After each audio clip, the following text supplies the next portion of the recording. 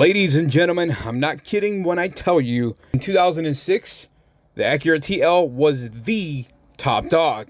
This was peak Honda in the early 2000s. And yes, for those of you who didn't know, Acura is what Lexus is for Toyota or Infiniti is for Nissan. It's essentially a rich man's Honda. No, seriously, back in its day, this car was the second most sold luxury sedan, right behind BMW. Now, under the hood, we have a Honda J-Series 3.2 liter V6. If that sounds familiar to a couple of you, that's because it's the same engine that can be found in the Honda Odyssey minivan. 0 to 60 is 6.3 seconds.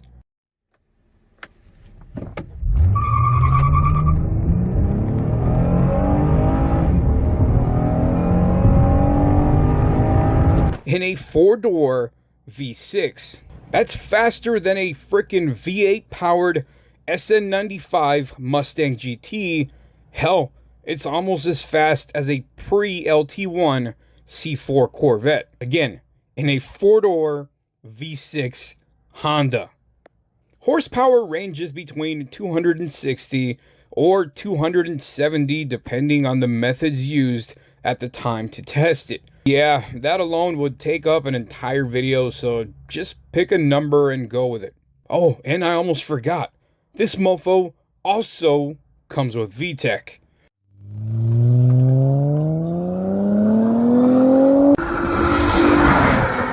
Damn! Now, when it comes to mods, the sky's the limit. Go crazy and turbo it, or if you're more about that cruising life, slam that bitch to the ground. Regardless of what route you take, necks are guaranteed to be broken.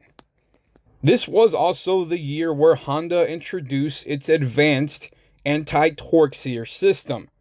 Yep, the same system that would later grow to be the front-wheel drive class king of the track when it was put in the new Civic Type R. And you can thank your fancy Acura TL for that. Now, as far as interior goes, at the time this was top notch. Like I said earlier, with its only competition being the king of luxury itself, BMW. But like most leather-clad luxury cars of days gone, some tears in the leather seats is to be expected. Did you know this was the first car in North America to feature an infotainment system with built-in DVD player? So when it comes to impressing that first date, your Acura TL has you covered. Now, as far as transmission goes, you get a 5-speed auto with an option for sport shift. And although a manual transmission was available, they are extremely rare because most of the core buyers of these cars were people who wanted a luxurious and smooth driving experience. They could honestly care less about banging gears, which is why the majority of TLs you'll find today are all automatics. And speaking of transmissions, that's one of the biggest problems with these cars. Due to the fact that they came with a sport shift option, a lot of people mistreat it or misuse it, which ends up causing premature failure on the transmissions. The best solution, leave it on drive and avoid using the damn sport shift. Or don't overdo it. Another issue is excessive oil consumption due to bad valve cover gaskets. So always make sure you keep track of how much oil is in your car, or, just replace your damn valve cover gaskets. The Acura TL was way ahead of its time. Let's use this car, for example. The radiator developed a leak during the filming of this review, and the car's computer instantly kicked in the radiator fan to keep the car from overheating. If it ever overheats, it has a safety feature. It has a fail-safe feature. You guys hear that?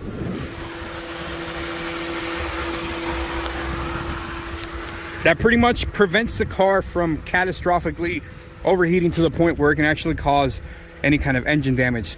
This thing is literally more than just a fancy Honda. That's why this car was on top of the game back when it came out. Back in 2006, man, Acura, especially the mid to early 2000s Acuras were on top of their game. Honda was over-engineering the hell out of these cars. For the price that these cars are going for these days, when it comes to luxury sedan with almost unlimited possibilities for modifications, add in that legendary Honda reliability and one of the best damn sounding V6s in the market.